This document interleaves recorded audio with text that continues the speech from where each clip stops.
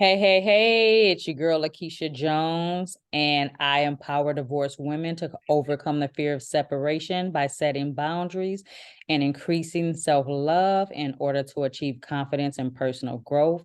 I am here with my girl, Tia Marie, today. Go ahead and introduce yourself.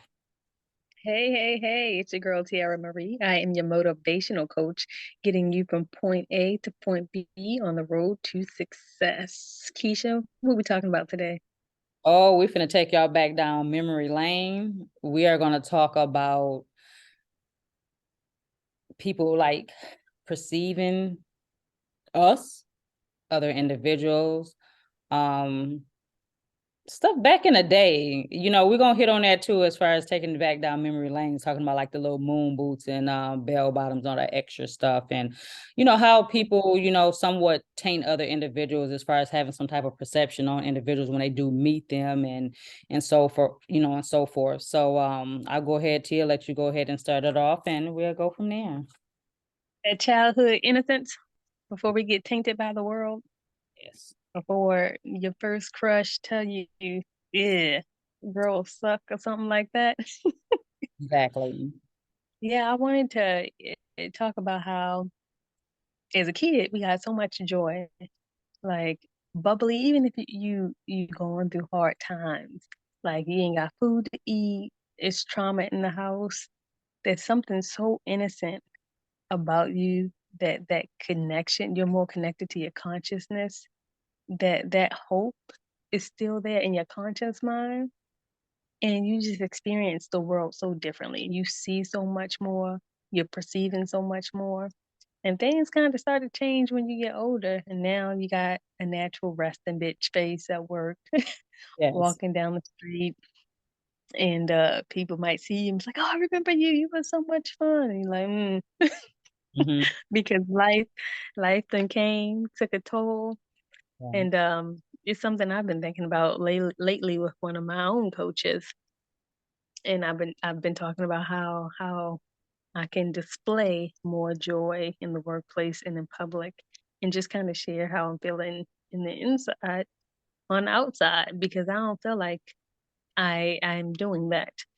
So I've been trying to set goals to kind of go back when I was younger, at least before the age of like 9.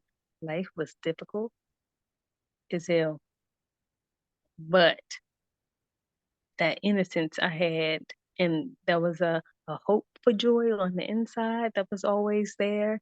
And that innocence just came with so many more emotions and expressions. And I really wish I could get back to that. So I wanted to talk about, like, what are some of the things that slowly start to chip away at your like self-esteem, at your emotions, that start to taint you to where that smile turn into a frown. Right.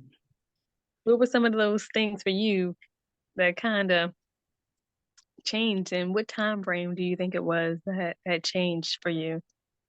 So I would say everything before, I want to say maybe second grade, was a beautiful thing because you're very innocent. Everyone is playing with one another. No one is really treating anyone differently. They don't care about the skin color. You're just having a good time because you just want to play with other individuals. I will say after second grade, first, second grade is when you go through it because everybody start having their own personalities. They're starting to see a difference in everyone. It's like, okay, well, she may have not had these many clothes, or my thing is, I moon boots, I didn't give a damn about moon boots. I don't care about them right now. They done came back in today's world. However, that was a problem for me. My mom, it was a problem for me. And there's a lot of kids that had, like, better looking clothes, because some kids always feel that the next kid had better clothes. Mm-hmm. Or these are the cool kids, or if they got their ears pierced and you don't, certain things that kids pick up on at that age and start to make fun of you. So to me, mine was definitely that third grade. You know, my mom definitely kept me looking nice. She did you know, what she could. She did shop at the Goodwill a lot. And I'm like, okay, Goodwill, you know, I wasn't a type of kid that wore like, you know, Nikes and name brand stuff. That just wasn't her forte. But it was a lot of other kids who did. And, you know, I would get picked on and things like that. And it's like, dang, you know, you just want to be there to be able to learn, to be able to get the information, to just to have the fun, to be away from home.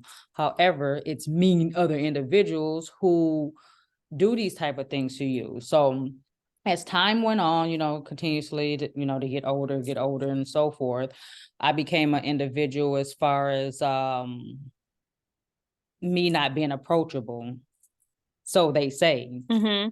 I was more of a person that didn't smile. And it's like I was always having this woman or girl at that time with an attitude. But I was the happiest person ever. But I was not a person that smiled because I didn't know maybe that's what it was. I keep this serious face on, like I'm taking care of business. And it was more so taking care of business and not just a bitch face. You know what I'm saying? It Mm-hmm. was like I was nice, but no, I'm taking care of business. I have stuff I have to do.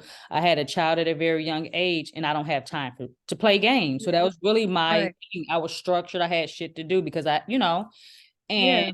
they perceive me as this bitch and no one liked me, you know, and it's like, well, dang, that's not who I am. But did I explain that to everyone? No, I didn't, because I'm not going to explain that to everybody. However, when I'm older now, and I see these people from high school or middle school, they're like, hey, how are you? Blah, blah, blah. I'm like, oh, yeah, I'm doing fine. It's like, yeah, back in the day, you had that mean look in your face, whatever. You was like mean, Keisha. Blah. I'm like, well, damn, you know. So now it all just comes out as we are older. But at the time, you're getting picked on. You don't know, you know what I'm saying? They're just being mean to you. They're talking about you. But then you don't know these things and you're hurt by it. And when people don't understand, these things affect you. It affect like, do I just go in a room and smile? You know, because Mm-hmm. people like If giggly is it gonna face. be received or turn knocked down? Yeah. Oh, she's smiling. Oh, that's a fake smile. You know, so I don't, you know, I just don't know how to take. So now, as me working on myself and just being able to love, so I will look at someone, and if there's, you know, someone, I'm like, oh, Mm-hmm. hey, but I just don't go and just smile. And I still think the things that we go through in life, um, um not think I know the things that we go through in life definitely has an effect on us as far as in our childhood, middlehood, adulthood, and so on how we act and carry ourselves. Mm-hmm. So yeah. Yeah, I agree. I So really you, agree. yeah, so you have you experienced, or how people say how you are, or are you a bubbly person, or you got that bitch rested face, you know, how did people perceive you? So I'd say I was really quiet and shy around first grade, second grade, and things like that. But when I was a teenager, preteen, early teen, I was like bubbly, outgoing, friendly. Like I started to really get into my rhythm and just getting a little bit of more joy in life. And it happened around that time, that preteen time, where kids, they separate from family, they start to minds really start to try and figure out the world. And that teen adolescent phase, the mind is really going through a lot of things and a lot of changes, and everything is you're so sensitive, right? Like everything that people says, you're questioning, like, it's something wrong with me. So what you went through in like that first grade and second grade, I went through that as a teen. Okay. Like, do I have to put myself in a group? Why can't I, talk to everybody? Like, why can't I talk to the person with the large glasses? It was like, you can't do that. You can't. Why would you go talk to that person? Um, I started to feel like I had to fit in categories in every aspect of my life. And middle school, like, you have to find a group. And then I was bused when I was in middle school. We were bused to a white school. and we started to, talk about race. And a lot of the white kids, they would have nicer things, and sometimes they would innocently say things that they probably shouldn't say, um, not considering the factors of how their families may have come upon some of the funds they had. So they would sometimes be insensitive to things we didn't have. Um, but overall, we figured it out as kids. It wasn't malicious. Um, it wasn't malicious intent. So we, like I said, we figured it out. But I'd say it was around middle school when I don't know why I started to fear getting older.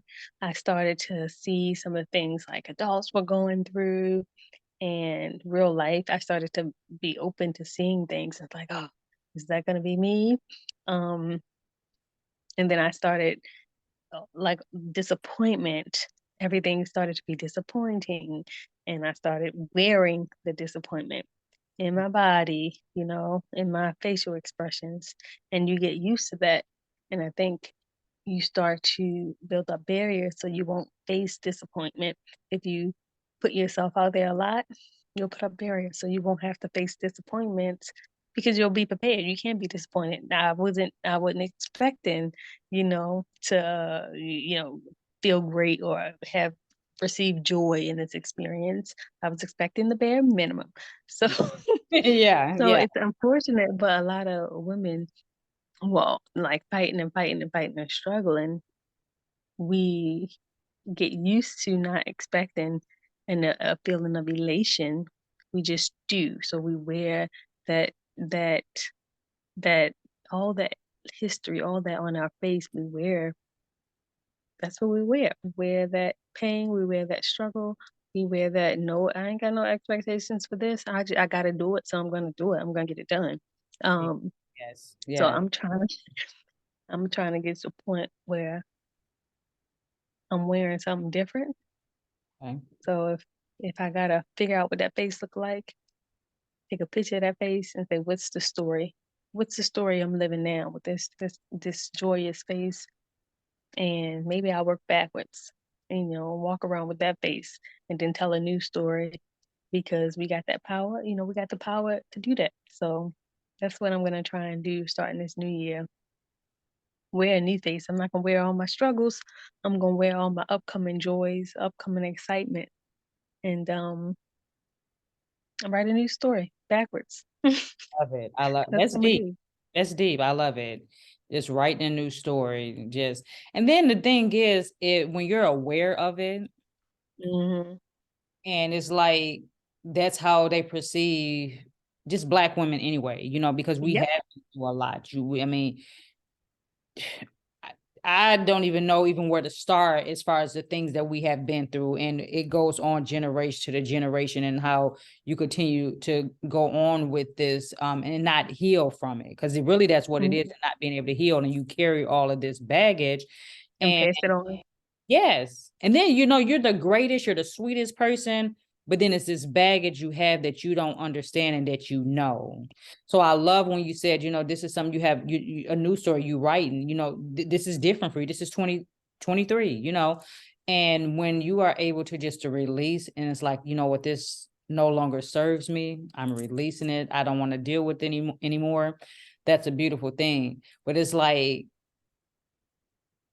a question for you, like when women or whoever, men or whatever, don't know how to get to that point and you're saying, no, this is no longer blah blah blah, I'm not going to carry this, you writing a new story.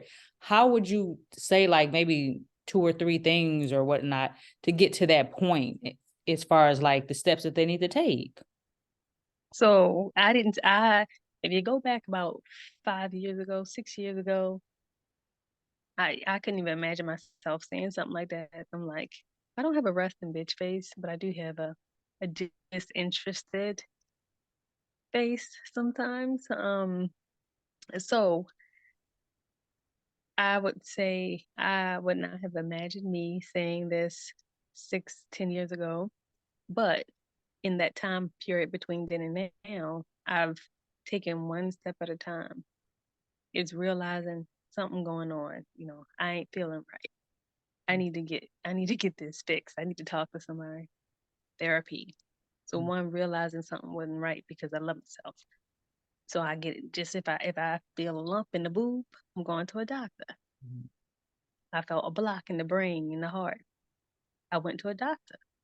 So I saw a therapist and I got comfortable with that. When I needed to see somebody and talk to somebody, I started talking to somebody.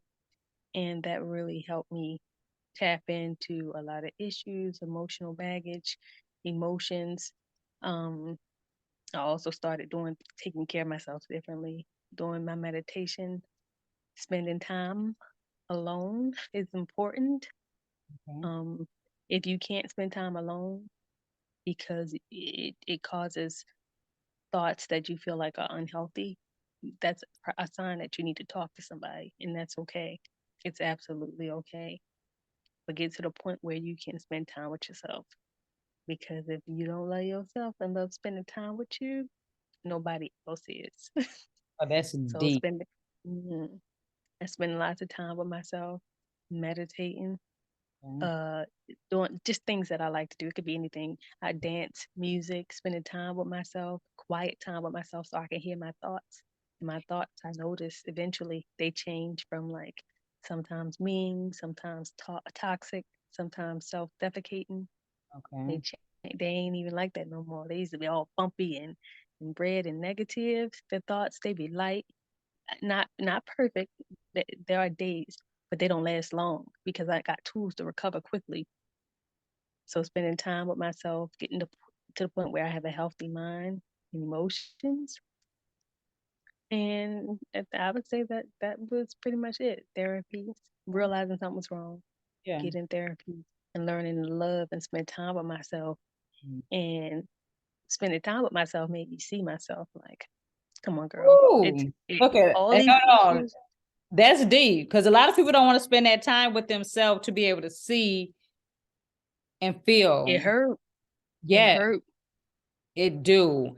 And I love like your three major points. That was like beautiful, and when T was saying speaking to someone, a therapist, and when she said, and I also agree, speaking to someone is always important. So you're able to release that out. You don't want to speak to your friends that probably ain't gonna give you no good advice or Hmm. give you some advice and just want to give you and say, yeah, yeah, yeah. You don't need that either because it's like you, yeah, yeah, yeah, me. And this is not the right thing to do. So you definitely want to make sure you speak to someone who's is educated to be able to walk you on that journey that where you need to go. Again, meditating to be able to just be relaxed, to get yourself back grounded. I think that's important. And then also when Tia stated as far as spending time Self, with yourself. yeah. Self is very important. Yes, it hurt to be able to see that. Tia, told me a few times like she'll go out to eat with herself, go to the movies with herself, and blah blah blah, and all this extra stuff. I'm like, girl, I gotta try this. So I did. I tried it, went to the movies by myself, and I'm like, oh my gosh, it's weird, blah blah blah. I had a great damn time. Do you hear me? Like, I will go to the movies again. I won't go out to eat by myself. I will do so much stuff because you are able to spend that time with yourself to see who you are. You don't have no distractions. Nobody is doing anything. It's just you. So who you gonna blame besides you? You. You know what I'm saying? So that's a beautiful thing. And then when you talked about just dancing and just doing things or whatever you want to do, I danced the other day and I felt so good. I'm like, I'm looking in the mirror and I'm the only one at home. I'm talking about I was grooving. Do you hear me? I'm like, I felt good, like, yay. But you have to be able to recognize, acknowledge these things, and it'll be a beautiful thing because your past should never dictate what your future looks like. You can leave all that in behind and you can write a new story. So that's what Hmm. I'm gonna leave with you all. You can write a new story. Don't bring that baggage on. Your past is behind you for a reason. When you look in a rearview mirror, that's behind you. That's because there's no looking back.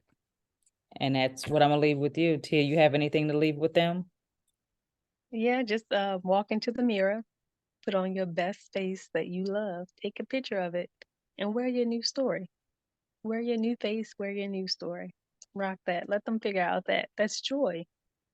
I agree. That's all I got for y'all. And whatever it looks like for you, It's for you, and that's just what it is, and that's that. We will check you all out next week, same time, and if you have questions or comments, subscribe to us, leave your questions and comments below, and we will chat with you all next week. Bye Bye-bye. bye.